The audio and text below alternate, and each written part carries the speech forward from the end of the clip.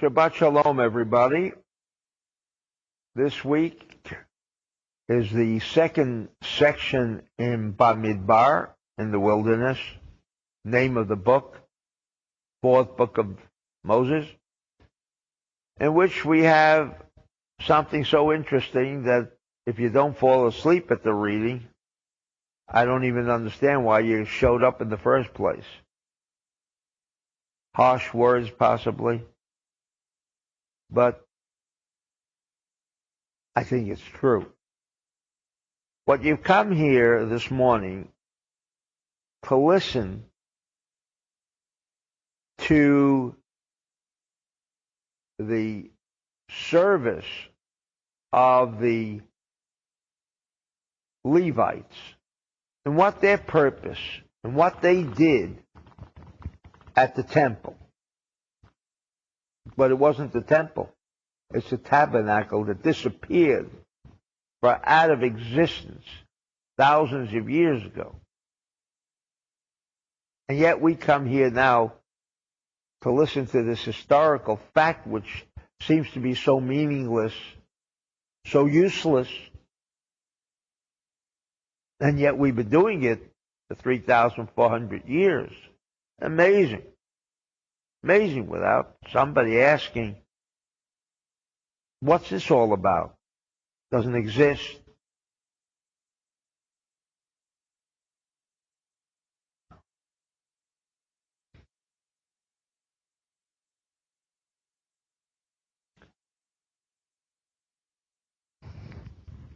And also you'll find that it gives you, in fact, maybe this might be of some value, and that is, gives you the periods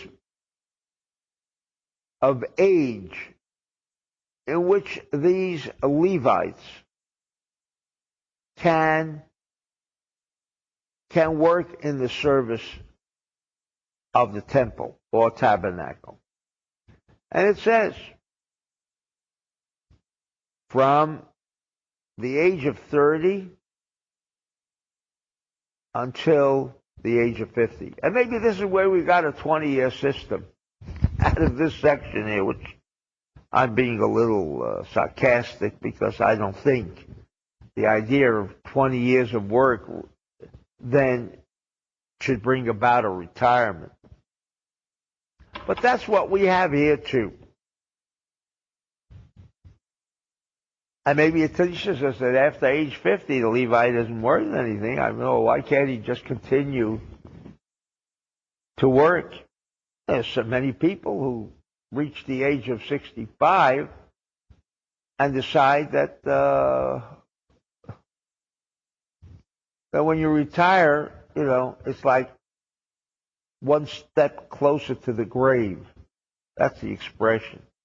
I mean, like life is over now. It's just golf every morning.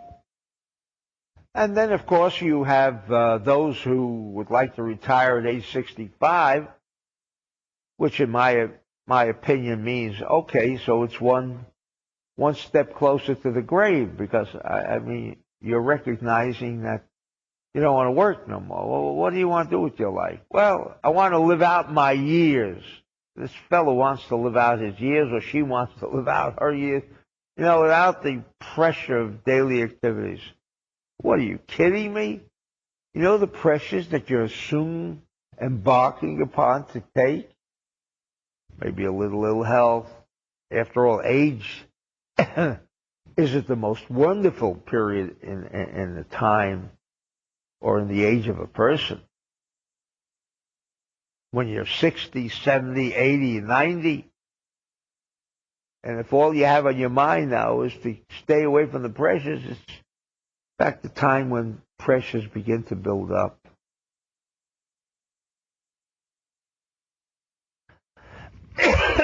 So obviously, it can't be referring to times of fruitful activities. But as the Zohar says, it provides us with dimensions of consciousness. Is there a difference between age 20 and age 30? Yeah, there is. Yeah, but we may not notice it. And first of all, how could we say that there's a difference between age 29 and 364 days and age 30 and 3 days? I mean, can it be that precise? I mean, is there really a difference? Or do we consider that as being somewhat of a yardstick in determining that now the person is 31 and 1 day, he's now qualified, but if he was 29 and 363 days, no. That would disqualify him from the service of God. The reason I mention these and this approach that I like is we've stopped questioning so many things that go on in our daily lives. We just accept them. Take them for granted. That's the way it's supposed to be. But Kabbalah and through this reading on this Shabbat sounds so irrelevant, because nobody's going to be guided by these 20 years from age 30 to age 50 as the most fruitful years. But they may be the most fruitful. Although Moses lived 120 years, and his life didn't begin only until age 80. So could that be the lesson? And the answer is no. Then what does Torah want to teach us? What did God, when he presented us with the scroll, hope in this end game of removing chaos? How would this alleviate some of our pain and suffering? And one other important feature in this week's section is that the 12 chieftains of the tribes brought sacrifices. Oh, this one we couldn't do without. I mean, something that doesn't exist. You don't even have 12 tribes. They say we have 2 tribes and 10 of the 10 lost tribes. Well, why have you come here? Why'd you go home? Enjoy yourself. Besides the fact that this is a long reading. It's longer than usual. In fact, I got bad news for you. You're going to be stuck. I don't want to say synagogue because it's not a synagogue. As you all know, I refer to this place as a war room. And in fact, the sacrifices that they bring are not sacrifices to appease God, but it's our warfare machine. Against whom? Against Satan. You remember? We're in Bamidbar. We're in his territory.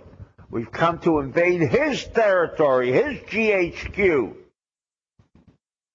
For all the logistics, all the planning go into how we can make man's life a little more miserable. And so they bring sacrifices. Okay, you're all now a Kabbalist. You all know that it's referring to a methodology by which we can wage the kind of real warfare against chaos, against instability. But they brought this each day for 12 days.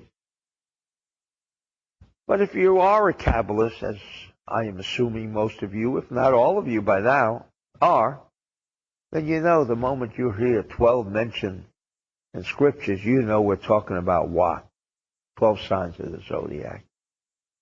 You know that there is so little that we consider in the control of our destiny.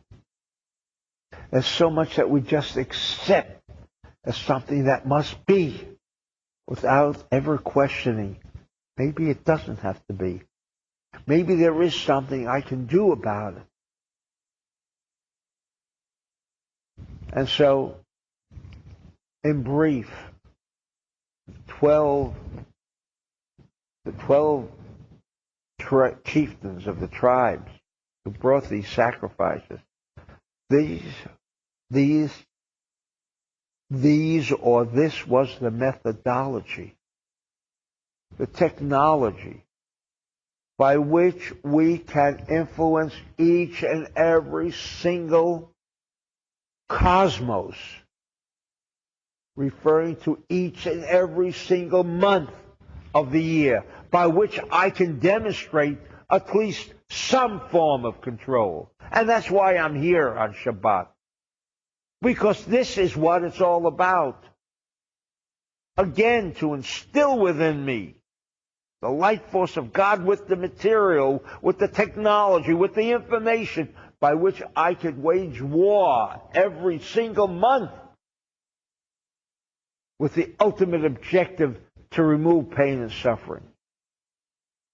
And so each mention of each month, which will be announced and should be announced in every war room around the entire world of the centers of Kabbalah,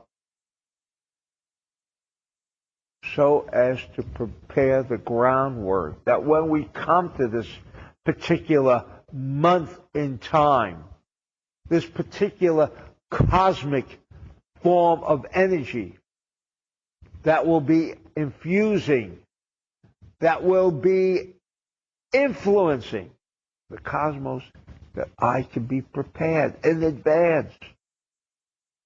A crash course on how to remove chaos from my life. And so we have this opportunity to keep the GHQ of Satan at bay, to keep him away from my life, to keep it away from influencing my activities that ultimately could, Chas v'shalom, wind up in a disaster, a tragedy. And so this seemingly unimportant event of 12 chieftains bringing their sacrifices that don't exist even today, but it does exist.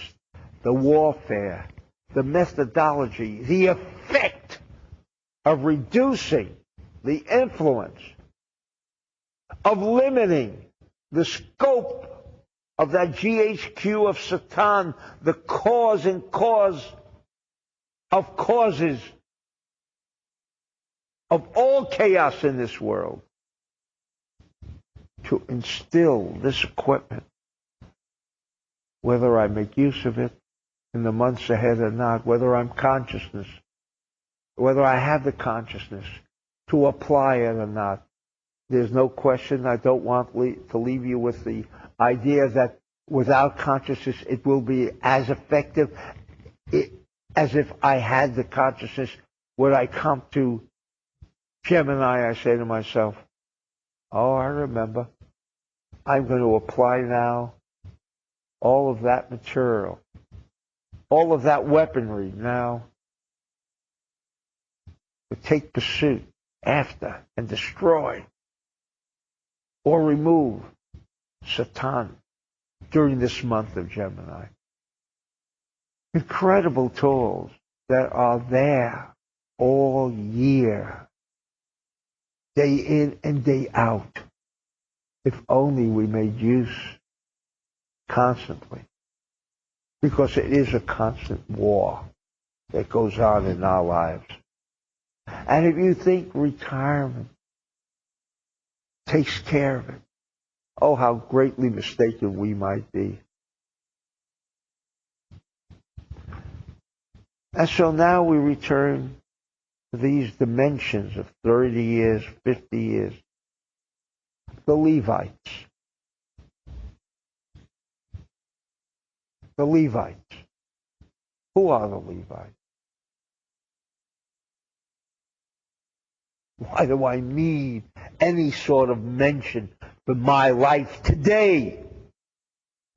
When the tabernacle doesn't exist. The Levites don't exist, except when there's a reading of Torah, you call up the Levites. So that 5 minutes of important significance is what we need so much ink about. And I mean, even pay attention to the fact that the second person to be called to the Torah will be a Levite. How many of us pay? How many of us even hear the reader calling to the Torah? The Levite. So insignificant.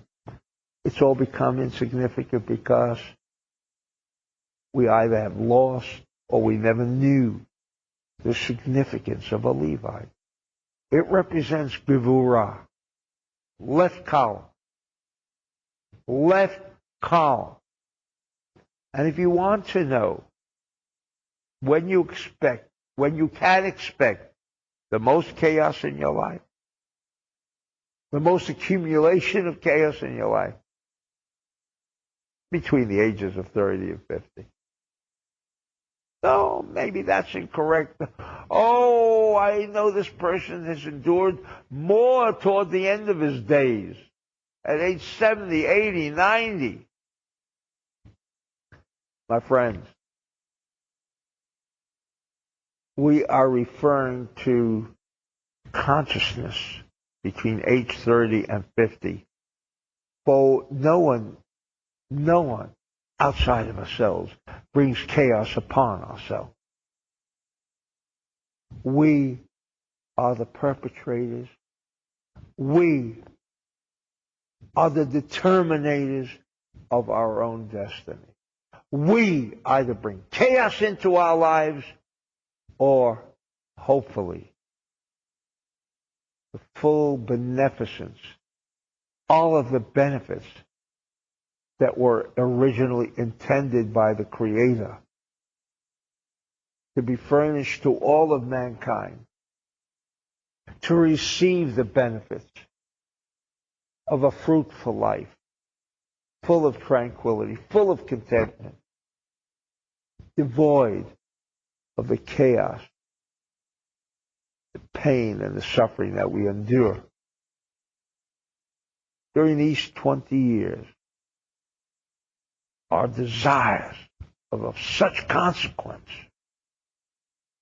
that with the knowledge and with the reading today, as we read it, that whether we are coming to age 30 or whether we're past age 50, it's still significant. But it's more significant for those between the ages of 30 and 50 because that is the most appropriate time for GHQ of Satan to bring more of the chaos into your life, which may manifest itself at age 90. And because there is no time, space, and motion, and maybe this I'm going ahead of you, and maybe this is where I'm going to lose you for a moment, there is no time, space, and motion. How old am I? I just passed the threshold of age 20 and 1 day. Oh, no, I'm sorry, I made a mistake. Age 30 and 1 day. That's what I am now. You ask scientists, theoretically that is a possibility because we can travel back and forth. And so we can become 30 now. And so now I'm embarking. As of now, having this knowledge, I'm now 30 and 1 day. I need this infusion of the light force of God, which comes by virtue of listening, the reading of the scroll on Shabbat. And for those diehards like myself, I wouldn't miss it Mondays and Thursdays either, because I don't want more than 3 days to go by without the reading of Torah. But that's me. And I'm not in any way suggesting that now we change our whole lifestyle and now make sure I can hear the reading on Mondays and Thursdays. Oh, there are many that have been converted, but they can't see themselves coming to the synagogue, so they at least call in. And so on any particular Monday morning or a Thursday morning, you see about 10, 20 phones, cell phones here. They're all calling. All the friends are calling because they don't want to miss the Torah reading.